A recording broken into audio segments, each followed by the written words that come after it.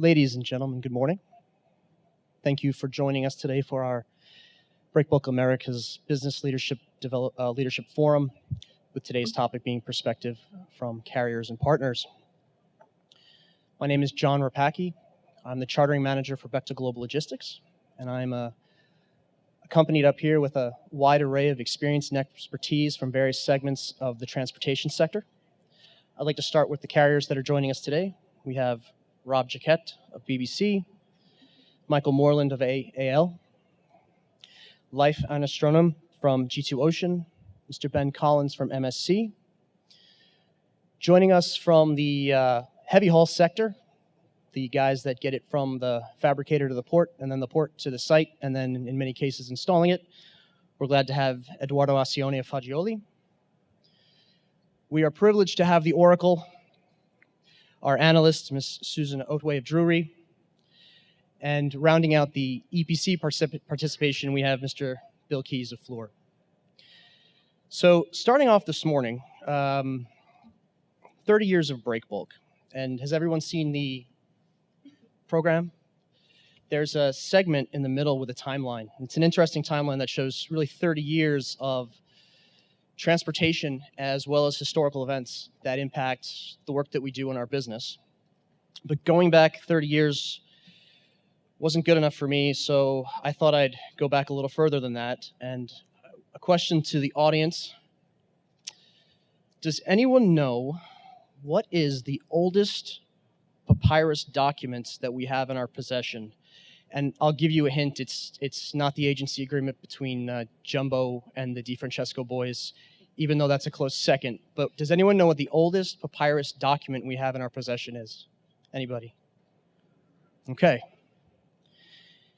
It dates back to 2600 BC, and it was found in Egypt. And the document is a transportation record for the pyramid at Giza. So I started thinking about this when it comes to the history of our business and how some things change and some things don't.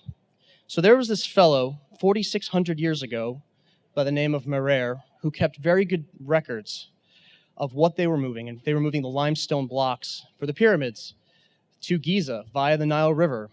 And I thought about many of the things that they dealt with back in their day: flooding rivers, over-the-road transportation of over-dimensional cargoes. But then I also thought about other things that they dealt with, like the 7 plagues of Egypt, which fortunately we don't have to deal with too often. But ultimately, he had 200 men under his command, and he was responsible for transportation for arguably a mega project. So I thought some of the things that he had to think about in his daily operations are things that we, 4,600 years later, have to think about. That being our customers, the cargo we move, the people that we manage, and the equipment that we use to perform the work. So essentially, on stage today, we have our modern-day Merers. And so hopefully today we'll provide some interesting insight for the audience here. But I wanted to add a little caveat to that, because we have such a broad range of guests from various segments of the transportation industry, whether it's carriers, specialized transporters, the folks out back with the port handling equipment, the people that work in the ports, the labor, the stevedores. So we've shaped today's presentation around several key topics: market trends, regulatory impacts, and innovation and change. And we'll work through these and get the insights from these individuals. But I've based the questions quite broadly, which I think our panel members realize provide a lot of opportunity to cover a lot of things, which I think would be good, because I think we're going to have some diversity of opinions. But I think these questions are important for all of us as individuals, as people who work for a commercial enterprise, or business leaders, in terms of how you shape your organization based on the people, the assets, the customers, and the cargo that we ship. But one last thing I was thinking of was, I was curious, Bill, what are your thoughts? What do you think the HSE standards and requirements were 4,600 years ago? Thank you, John. That's an off-the-wall question. But I think it goes back to the same challenges we have today. When you only have 200 people, you care about your people. They might even be indentured to your commitment, but you still have an obligation, because if you lose 2 or 3 of those people, your project can go offline. So not only today we have safety HSE cultures in all our companies, but it also impacts business, whether it's a work shutdown or a loss of just human labor to move those. So the HSE moment at that time was, hey, guys, drink water and pull hard, and don't get run over. You know, and that sounds like a fantastic first-person answer, Bill. Thank you. Because when I was looking through the document, I did see a BK, and it did have a job code next to it. So thank you for that insight. The first item I wanted to hit on, as I said, was market trends. So the overarching question for this first segment is, what actions has your company taken to remain relevant to your customers, continue to deliver services reliably and safely, and establish a sustainable long-term business model? Rob, I'd like to start with you from your perspective from BBC. Thank you. Appreciate the question. It is a grandiose area that you're asking about, and there's a lot of various topics that we can try to explore. Something Susan brought up that I found pretty interesting is the tariffs and how they've kind of impacted us here recently. You go back a few years ago, and we were moving quite a bit more steel or concentrates and other type commodities in and out of North America, going out to the Far East or to other countries. And then when tariffs started, all of a sudden the whole trading pattern stopped. Who was buying our products, what the costs were. And overnight, we literally went from being able to send a handful of ships left, right, and center to nobody wanted to buy American goods until they figured out what the extra costs were. And the long-term impact on that, at least from the carrier side, is, let's just say soybeans were being bought by China, which was happening. Then all of a sudden overnight they quit buying it, which led to a crash in the soybean market. But then that also took away a lot of vessels that were counting on soybeans as a repositioning leg back out to the Far East to then hopefully make a profitable leg inbound. So what has happened is now China is buying their soybean from different markets, say Argentina or wherever else, but those aren't just spot purchases. They're typically going in and they're making a 2, 3, 4, 5-year contract to buy soybeans. So even if the tariffs on a lot of the countries stop today, the long-term impact of those will carry on for a few more years until we come back to a normal equilibrium where various countries are willing to buy American products. I'm curious, going down the carrier, I'd like to go to Mike Moreland and see what his take is on the question. Thank you. Yeah, I mean, for us, it's we have a smaller number of ships than my colleague Rob up here, so we've kind of cherry-picked some trade lanes that we should focus on. And what we see is there's maybe a shift of trade lanes that are heating up or cooling down, and for us, we have to be targeting the right ones to have a sustainable business model for us.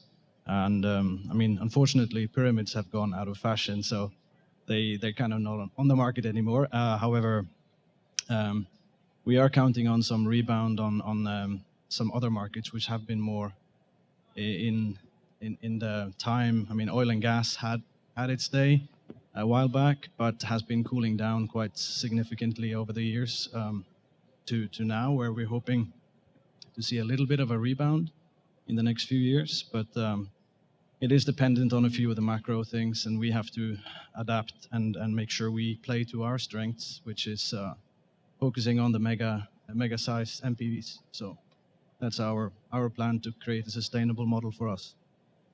So it sounds like from both of your perspectives, you guys are put in positions where it's quick reaction, readapt. You obviously have your core clients that you probably serve as well. So you probably are changing trade lanes with respect to that challenge as well. Ben, you have a little bit of a different business model from these two gentlemen. I'd like to pass it off to you just to kind of share a little bit about what you guys do and how you deal with some of these issues and how you really become relevant in a market that's a little different. Yeah, no. Hello. Yeah. In reality, I mean, the container industry also gets impacted by the peaks and troughs and the changing changing patterns of trade as well. But within MSC, the one thing that we keep aiming for our clients and our shippers is about the service reliability and the frequency.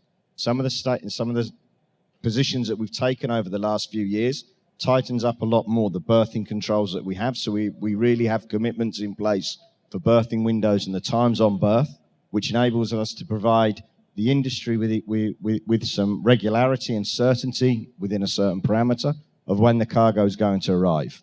Because we serve so many different industries, of course, we have trade lanes that are more reliant on some industries than the other, but whether it's automotive, agriculture, whichever sector it is as well, it enables us to be cushioned occasionally from some of the headwinds that we face.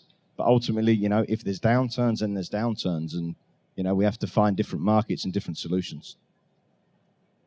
Hearing from the carriers now, Bill, I kind of want to go back to you a little bit.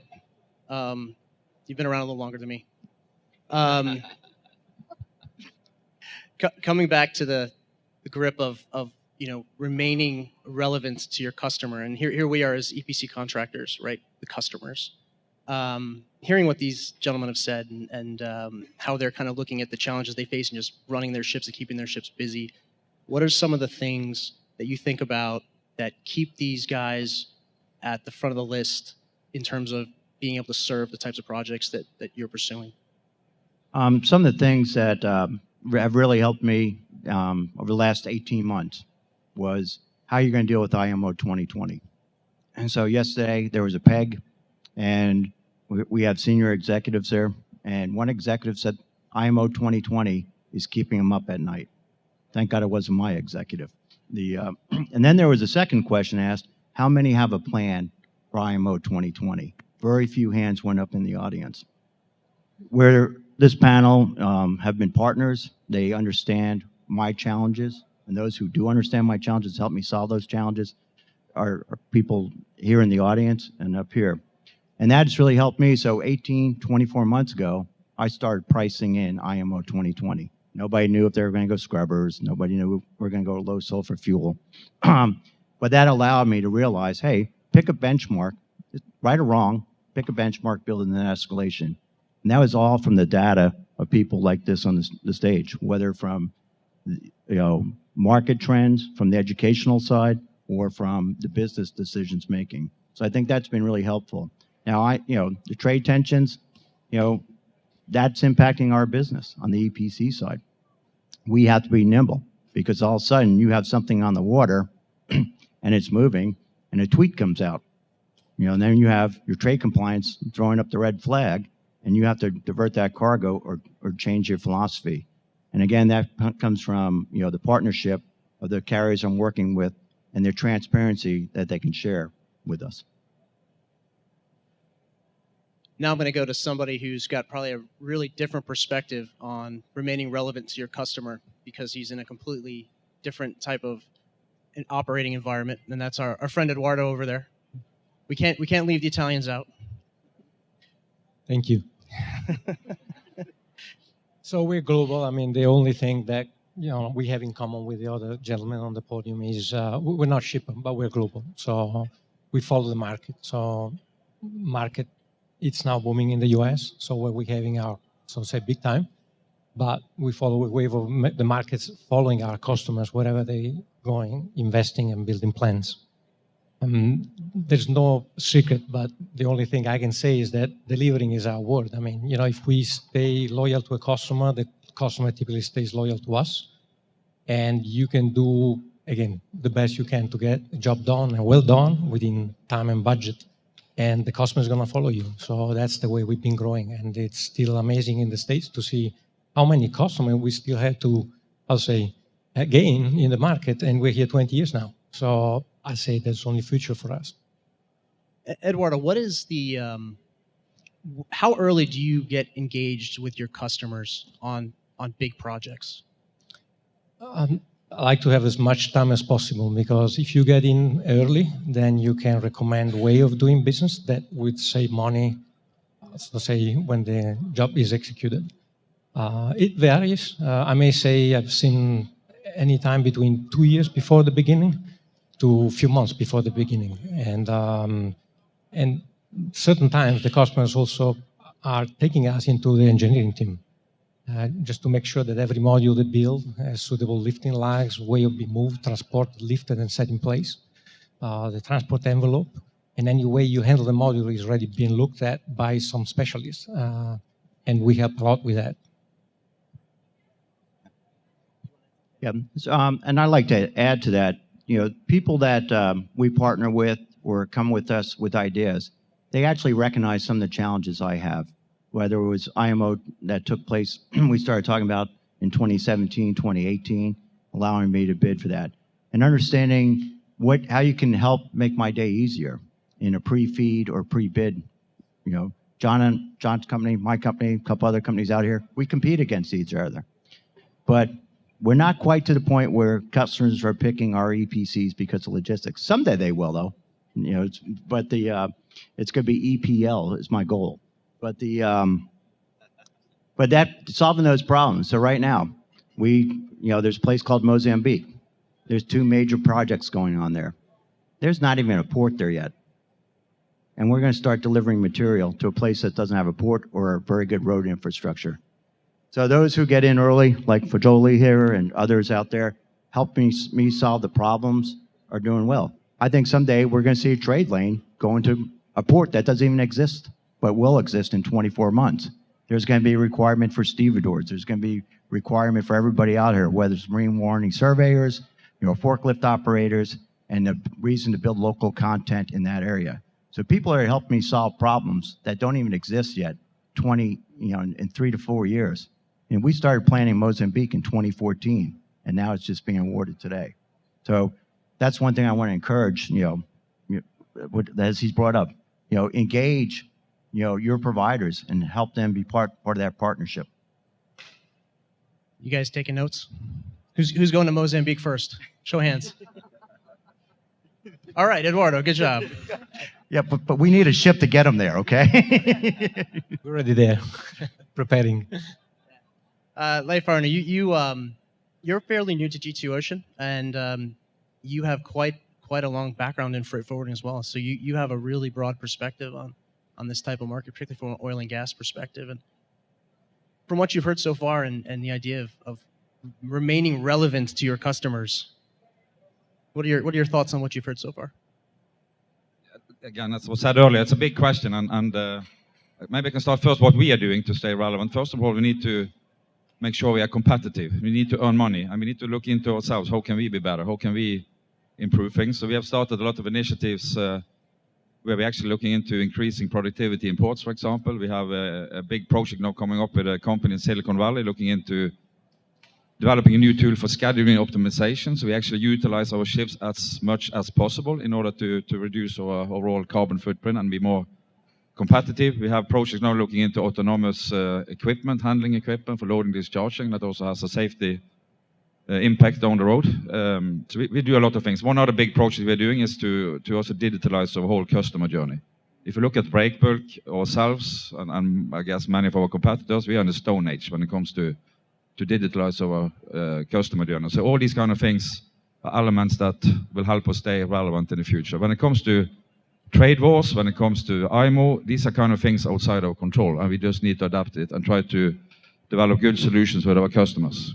And by the way, we are already sailing out to Mozambique every month, outbound from Mozambique with aluminium, so we can talk. There are some ports there at least, so yeah. Good, exchange business cards, good job. Did yesterday. Susan, you're in the market, and you have a long career of looking at this industry in this space. These gentlemen have brought up a lot of broad points about changes in trade lanes, changes in the way they do business, offering something different. Is there anything missing, or is there anything that, from your perspective, from the other customers that you deal with or work for, that you'd like to add in terms of, is anything been missed essentially, or are there other hot items that haven't been addressed from a business management standpoint? Okay, well, I think the only thing that I sort of made a note about was the consolidation within the industry. So I talk a lot about consolidation of the supply of the ships, but actually what's been going on very much in this industry is the consolidation of the companies that are trading in there, with a view to getting operational efficiencies and reducing costs and that sort of thing. And I think very much, it is a very fragmented business, whether you're talking shippers or carriers. Although the slide that was shown yesterday by the PEG, it's not quite as fragmented in terms of shippers as it was, but it definitely is in terms of carriers. And that consolidation and how they then talk to their clients is definitely a really important new trend. I think the difference in the trade routes, I think that's absolutely something that we as a consultancy, try and keep abreast of that, because the demand is there. As I said earlier, the demand is there. It's just not in quite the same places as it previously might have been. And I think there's a lot more from both sides of the table. There's a lot more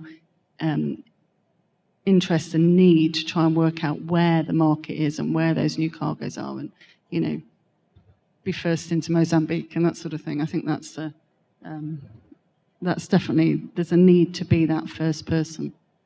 Yeah, the consolidation topic you're right, was not brought up. I mean, going back to the carriers, what are your thoughts on that, Rob? Go ahead.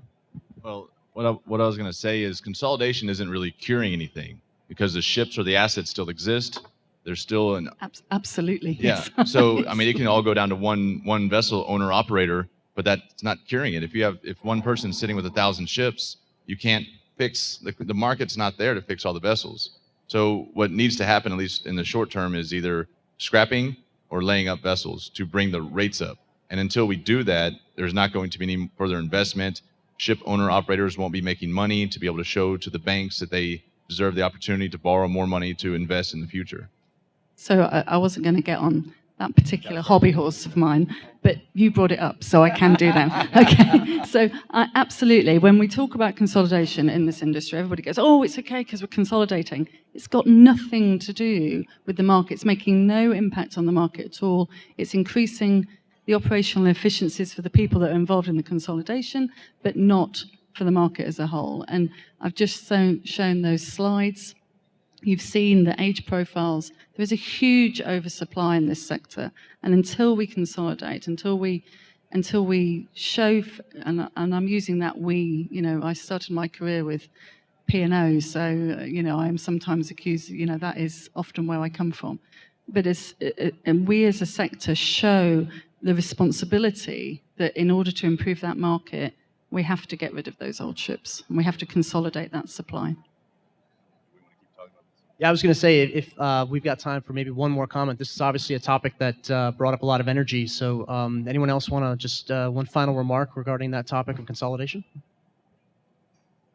Yeah, just a comment on that. I mean, it's funny. I had the same conversation just the other day over lunch with somebody, and I feel very strongly the same way that Rob does over there, that is a nice buzzword, but it doesn't really apply until scrapping picks up. But scrapping is a difficult subject when you think about the underlying ownership structures behind that, because there's investors, there's private sector, private money tied up against these assets, and as long as that's the case, who decides who takes the hit, and it's a very complex environment to try and make regulations for or to standardize over the industry. So very difficult thing to make happen, I think. So, and I'd like to just take a little bit of a different perspective. There are people that do benefit from overcapacity, okay? And we and my clients enjoy that, okay? Because it's something that makes a financial difference on whether these capital projects go forward. And I'm not talking about the mega projects. I'm talking about those $200 to $300 million projects that are utilizing that fleet at the other end. That's providing, the bread and butter for a lot of companies. So it's not all bad. I mean, there are people benefiting from that older capacity. Can I ask though, the vast majority of their questions are until the end. Yeah, vast majority of that overcapacity is overage and small, and I suspect is not what you are using, but it still has an impact on the market, because they trade at the edges of where you are. And I think that the idea about what is an overage ship to floor, I think that's a really if I have to have that conversation with you off stage, then I think that'd be really good. There But would I think, be good. I think that's that's a question for the shippers in the audience. What is an overage ship? Right, and that comes down to a business decision on the market you're serving. So yes, for me, not the same impact, but there are other smaller EPCs. There's other opportunities out there that for smaller companies that do leverage that, and that just in a general term, I agree with intellectually. Agree that there has to be, from my segment, there's an overcapacity, but there are people benefiting from that overcapacity, and we can't forget that. That's the second side of the coin. Well, thank you everyone for your comments on our first topic segment. I'd like to move over to regulatory impacts. It's come up several times. We already have regulations coming regarding fuel and sulfur, so I think that'll be obviously part of this discussion in this next segment. But as the overarching question, we'll ask, government regulation, both globally and locally, is very focused on environmental protection and safety. How do your companies stay compliant with ever-evolving regulatory requirements, assess their business impacts, and implement effective measures to meet or stay ahead of these business-impacting forces? Again, I've hit you guys with a really, really big one. I'd like to start this one with someone who's got I think a different perspective on field safety. I'd like to go to Eduardo for him to start off.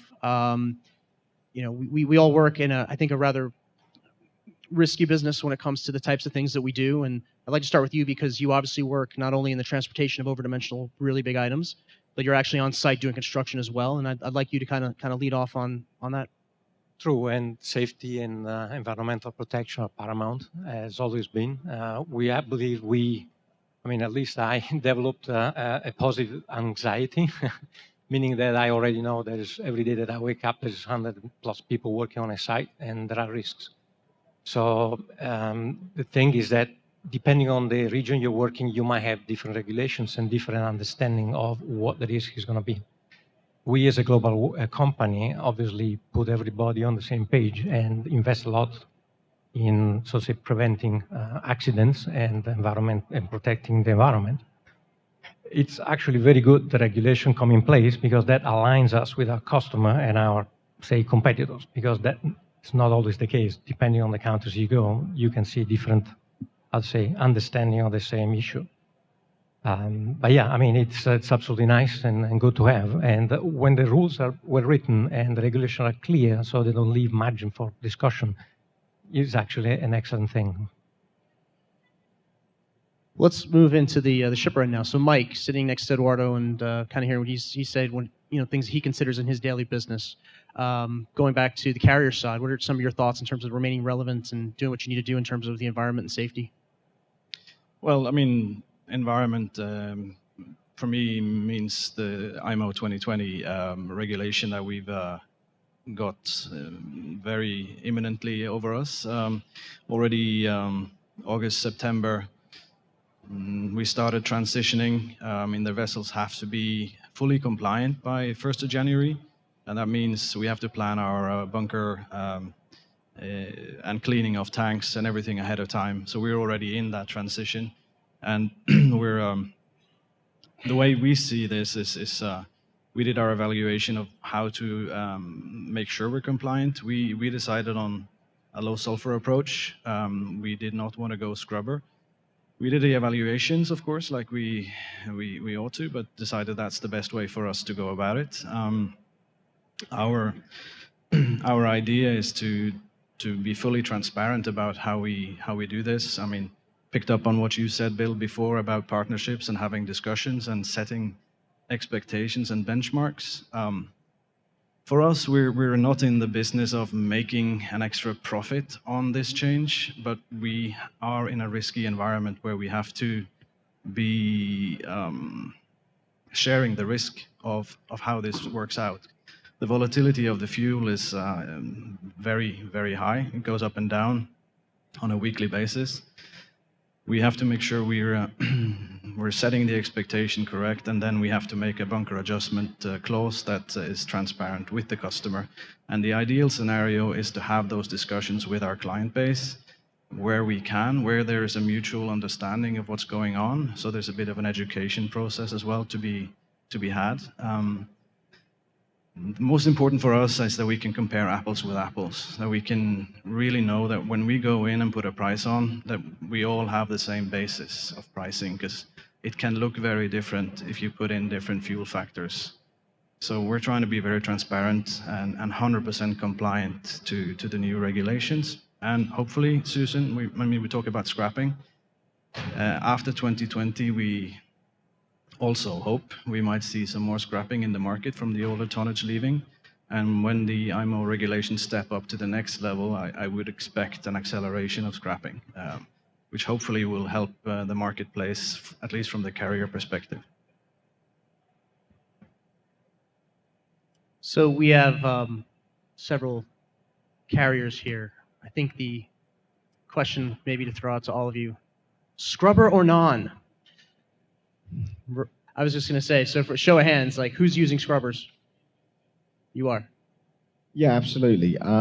Look, for MSC, in terms of the size of the fleet that there is at the moment, it's about 500 vessels.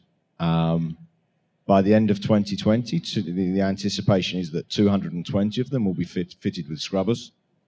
And it's basically, we have to have a mix for the size of the fleet that we have at the moment. When the call was made a long time ago about which way are we going to go, it's going to have to be a mix of the low sulfur fuel and the scrubbers.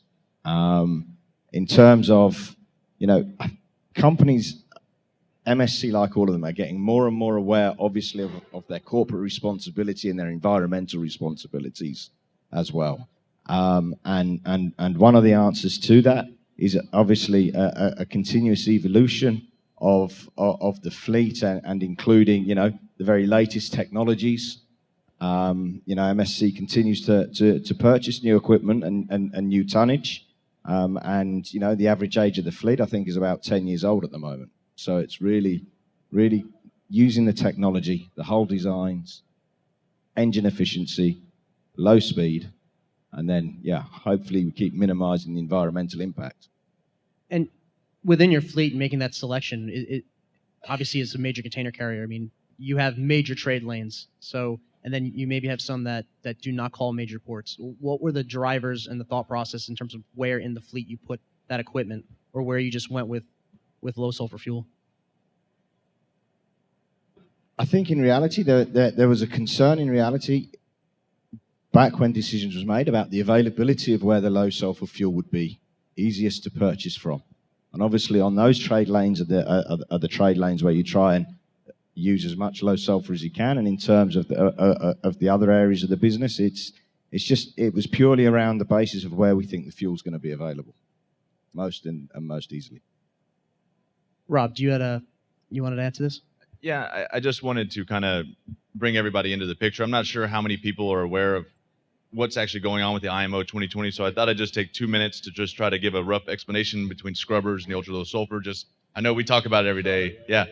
So there's two main things that you can do to comply with the IMO 2020 regulations that MARPOL put in act a couple of years ago, and it's finally coming. The roosters are coming home to roost. So one option is a scrubber, which there's an open loop scrubber, so I'll just focus on that type because that's a more popular type.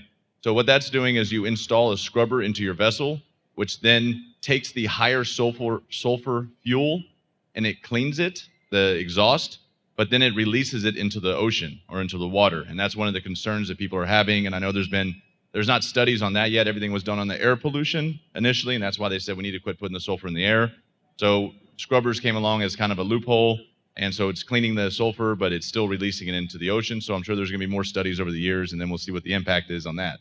The other one is to switch over to the 0.5% sulfur fuels, which is the ultra low sulfur, or you burn gas oil, which is already a 0.1% low sulfur fuel. So that'll, of course, cut down on the exhaust going in the air. The issue, though, is that the quality of fuels that are being created now, these ultra low sulfur fuels, they're not even really made yet, or they're being made right now.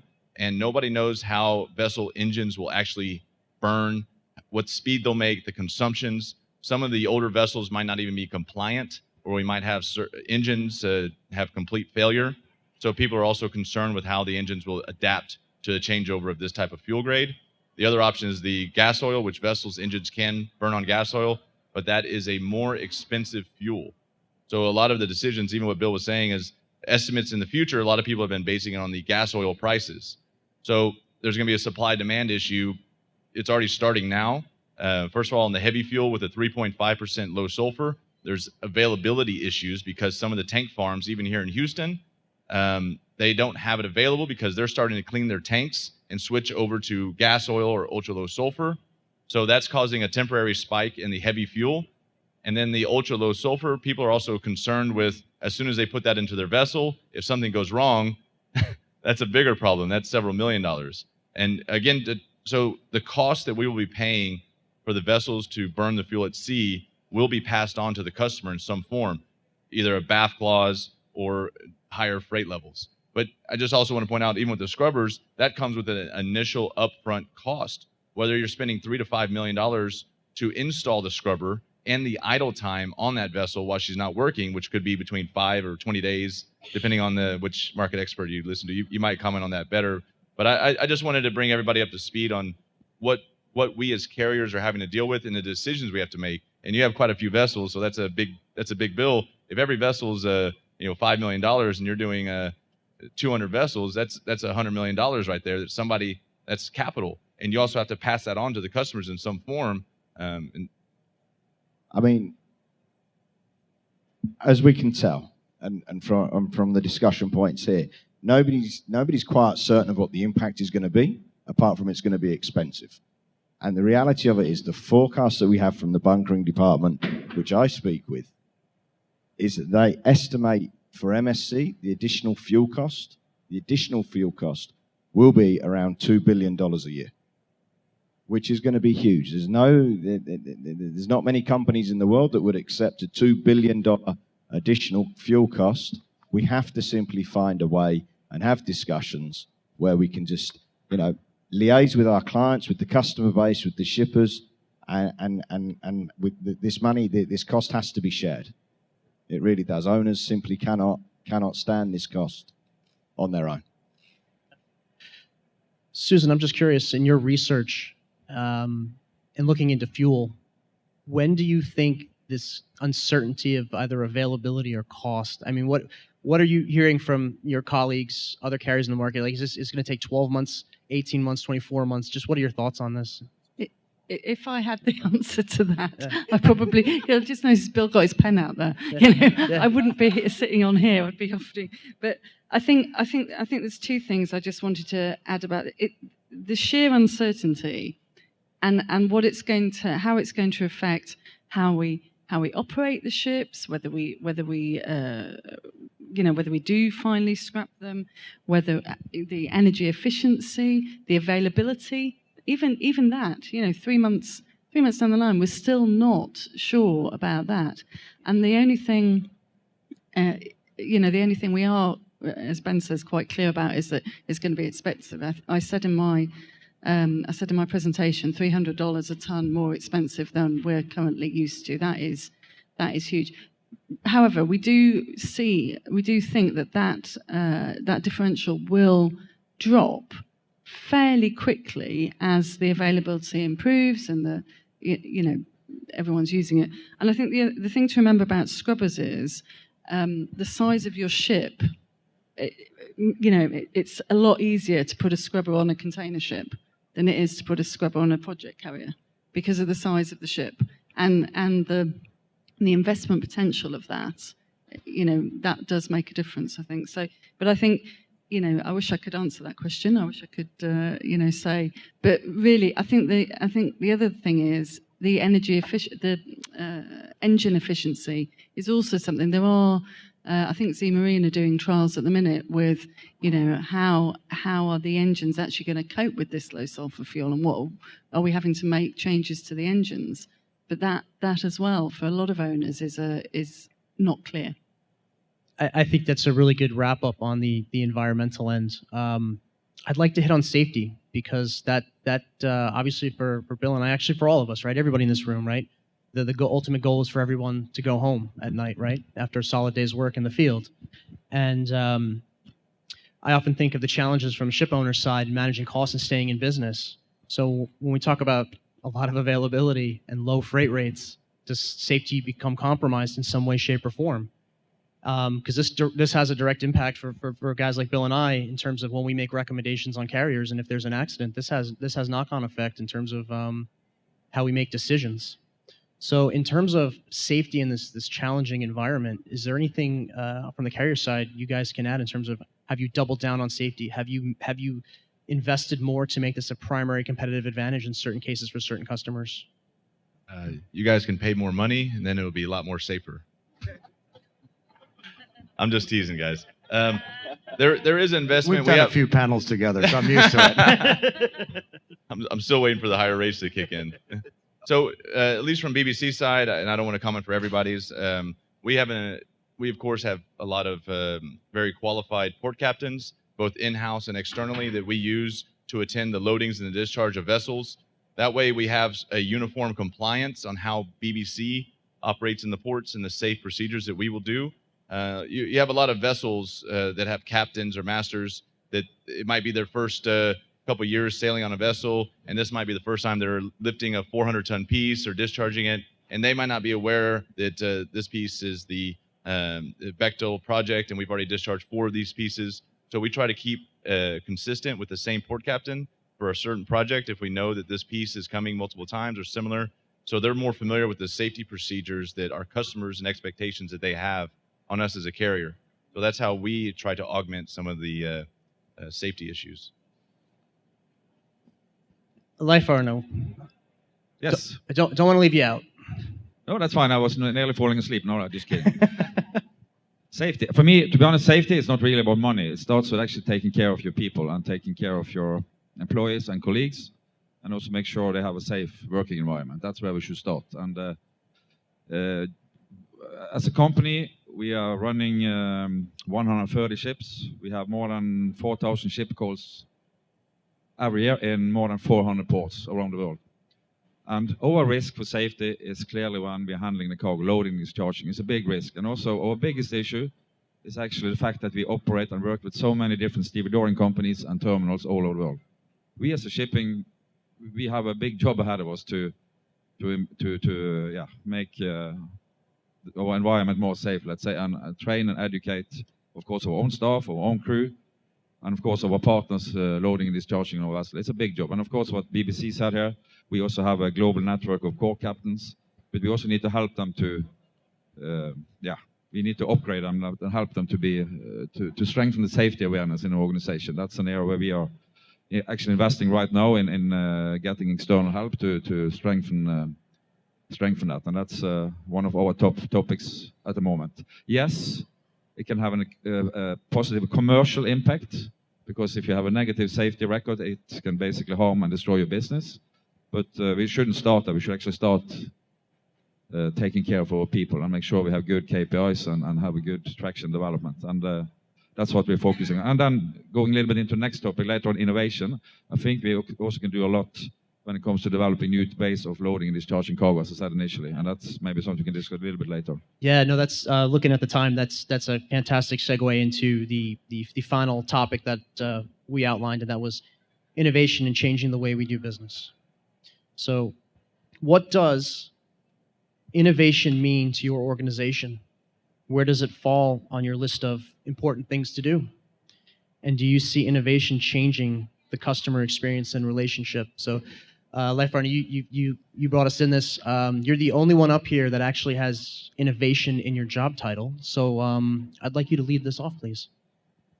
Okay, I'll do my best. So it's, and to be honest, I was recruited in here working with innovation. So I had the pleasure, at least for 1 year now, to work only with various innovation initiatives in our group, with our ship management companies, and also towards our customers. So for us, innovation is to make a radical change that can really help us on solve some of the pain points we have, or pain points we have together with our customers or other business partners. And I mean, there are a lot of big topics also when we talk about fuel consumption. What are the future ships of tomorrow? Yeah, there are many. I mean, the day when you have a carbon pricing, for example, on fuel, that will come one day. I don't know when, but it will come. That will also have a major impact on what type of ships you build.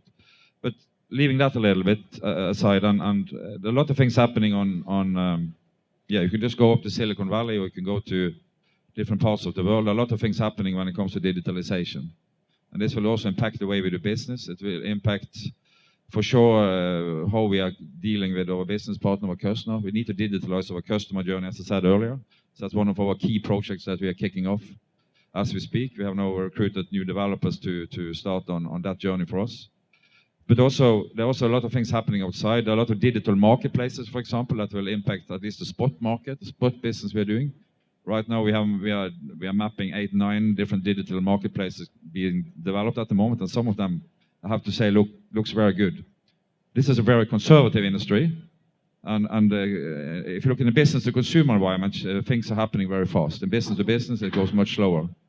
And so when we talk about digital marketplaces, this will not change the world overnight in shipping, but in the next 5 to 10 years, I'm quite sure at least a good portion of our cargo is handled via digital marketplaces, and that's something we all need to prepare for and adapt to.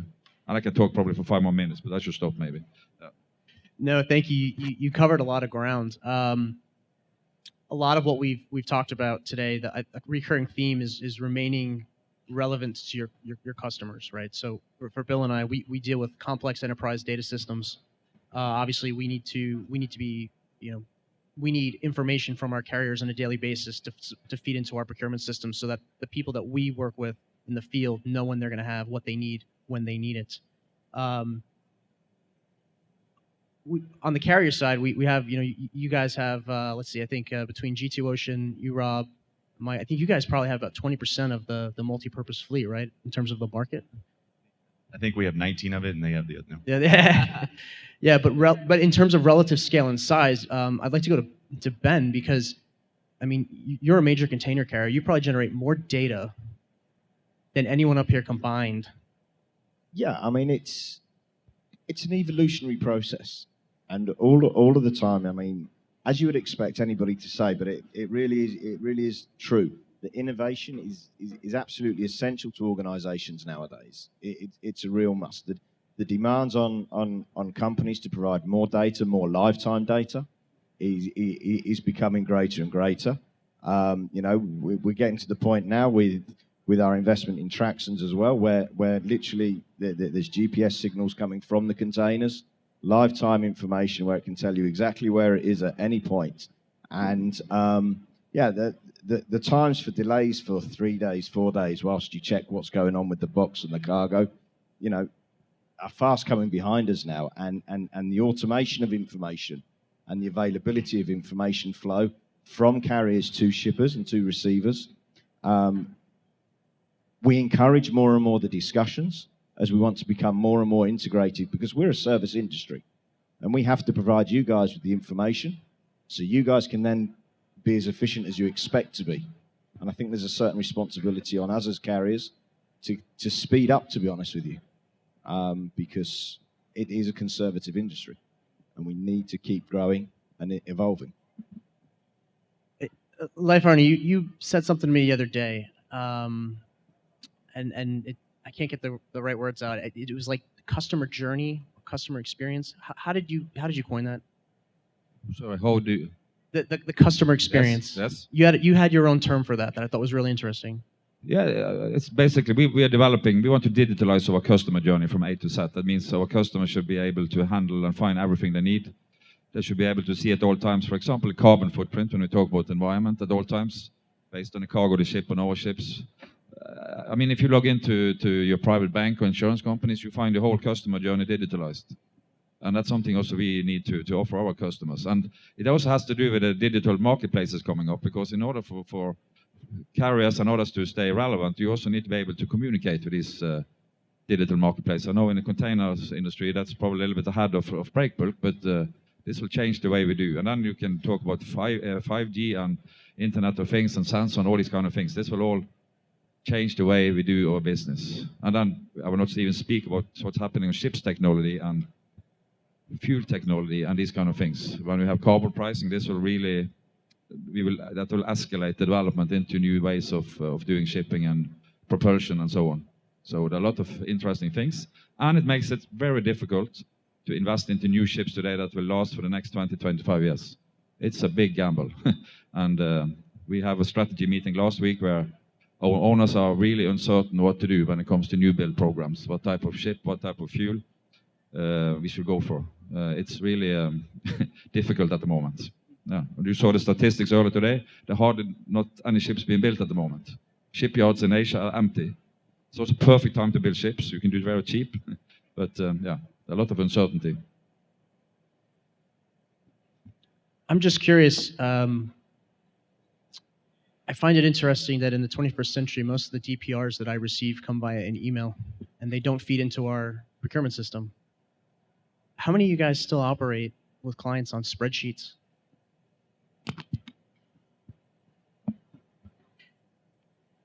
And so you have the data.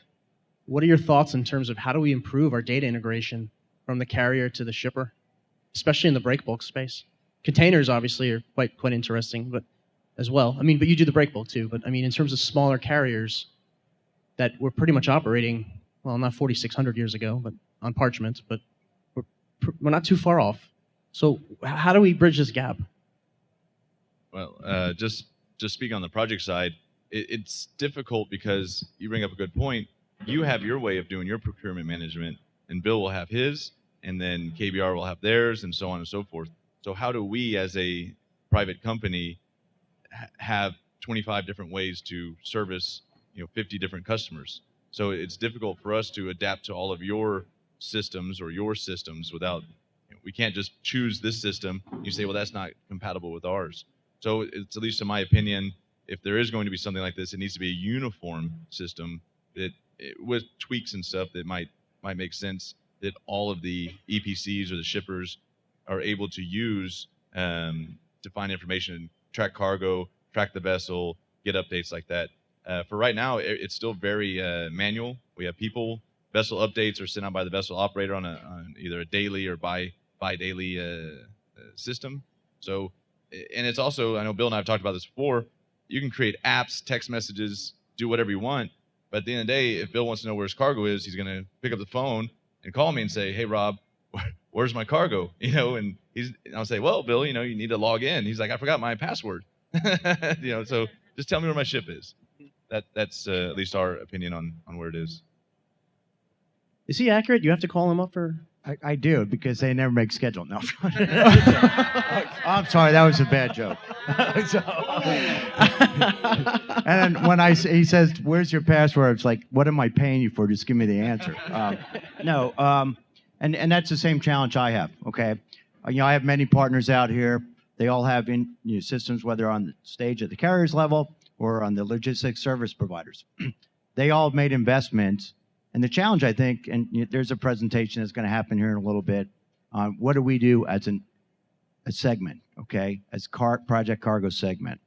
Because there's some great systems out there that many forwarders have, but they're for moving frozen chicken or repeatable or blue jeans, and we have unique challenges because we are not a repeatable business. My challenge today is Mozambique. My challenge 3 weeks from now is going to be Sakhalin Island. My challenge someday is going to be Alaska or South America or a mining project. That's the challenge that we have to have. And a universal type system that, like a Microsoft Word, is kind of where we need to kind of settle on. And unfortunately, right now, that's only Excel and picking up the phone, which we don't do too much either. So we're almost up on our hour, but there's one other area on innovation that I think is worth hitting on, and that is innovation for improving safety, reducing injury, reducing lost time. Anybody in the panel would like to add something that you're working on to improve these things when it comes to cargo handling and the safety of personnel in the field? I can make one example to that extent. I mean, safety is, of course, people related, and most of our people damage situation happens in port while we are loading or discharging cargo. One way of doing something about the potential amounts of injury is to remove the amount of people there. By mathematics, it reduces the chances. So we piloted a suction lifting mechanism for handling pipe, which has worked quite well for us, which allows for less hands-on with people or potential damage. It's worked quite well for us in Australia. It may not be allowed in all ports, but mostly through protectionism because of unions and so on, it's not really welcome. However, I think, like Leif Arne pointed out, there's now, and then there's 5 and 10 years from now. I mean, unfortunately, with the oversupply we have in our segment, it's hard to introduce new ship technology because that means new building or modifying where the capital isn't really there to support that. But when scrapping and levels of the market come more into play, automation, even autonomous vessels down the road, and different kinds of fuels will have to come into play. But for safety, that's for me port operations. It's about experience, but also potentially technology and use of technology and protecting our people. Because like you said, John, we all want to come home. We all want to make sure our people goes home to their family and can rest well after a job well done. God forbid we have those situations where there's an injury, then of course it's about making sure we learn from that and make adaptations. We talk about innovations as revolutionary, yes, but innovation can also be how we learn and adapt from failure, in my opinion. You have to fail sometimes to make some experiences. Hopefully those failures can be eliminated and reduced over time, but adapting to and allowing for people to suggest and innovate on the back end of failure, I think is very important. Well, we are almost out of time. I think as a wrap up, we obviously covered a lot of territory. I think we went down a lot of different avenues and were able to receive a lot of different inputs, thoughts, and ideas regarding to these various items, regarding the market, regarding regulation, regarding innovation, and some of the things that the folks on this panel are thinking of every day as they aim to grow their business in some of these challenging conditions. And just kind of recapping, we talked earlier when we started, essentially even 4,600 years ago, right? It's your customer, it's the cargo, and it's the people as well, and all these elements that are still relevant today. So I hope the questions that we asked of the panel, as broad as they were, and the insight that they offer in terms of how they approach them, help all of you in terms of thinking about your own businesses and how you remain relevant to your client base in these challenging market conditions. And hopefully each and every one of you will be your own Marere in your own time. So thank you very much, ladies and gentlemen, for your time this afternoon.